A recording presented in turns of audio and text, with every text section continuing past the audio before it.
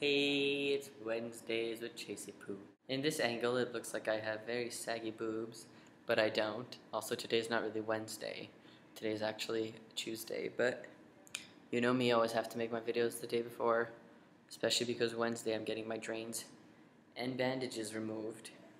So I thought that I would just make a video now, because I'm going to be really busy tomorrow with getting all this off, and I'm going to Sarasota tomorrow, right after. I'm feeling a bit drowsy. I don't know why, but whatever. This week's topic is an awe.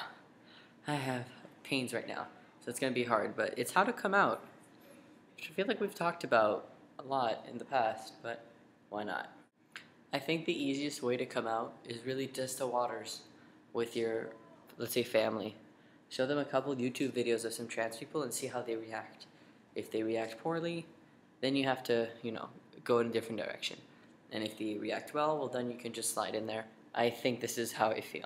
This is kind of who I am. And then talk about all the things. Because it's really a lot better to come out when there's a lot of communication and when your family and friends actually know what's going on.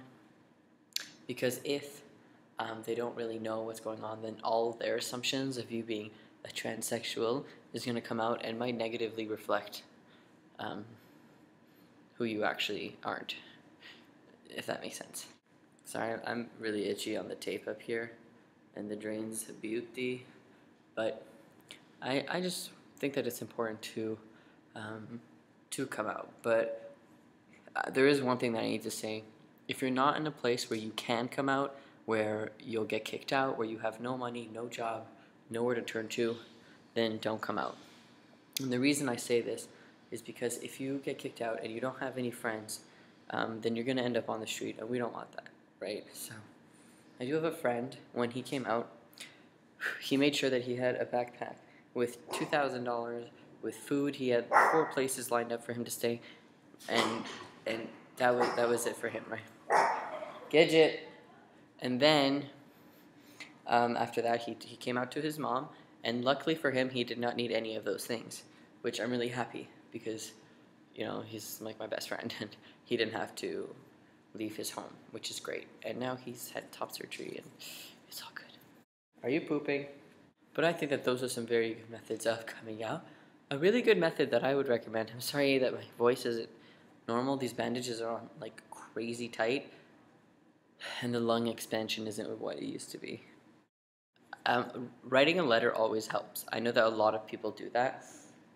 They write letters and they give them to their parents, and it really helps them. And a lot of the problems is if my parents don't care, they don't want to read it, they don't believe me, they think it's a phase. Bring out the official diagnostic manual of gender dysphoria. Tell them that you need a therapist because this is an actual medical condition that you need to explore, and you need to get this diagnosis because you feel strongly that you have this. Once the therapist diagnoses you with that, then I feel that the parents or the people who are close to you understand more and can get a real feel out of it. It's like if somebody's sad all the time and they're like, oh, you're always so sad, like whatever, and then they go to a therapist and they get diagnosed and they have depression, severe manic depression, whatever, and they have to take all these pills to correct depression.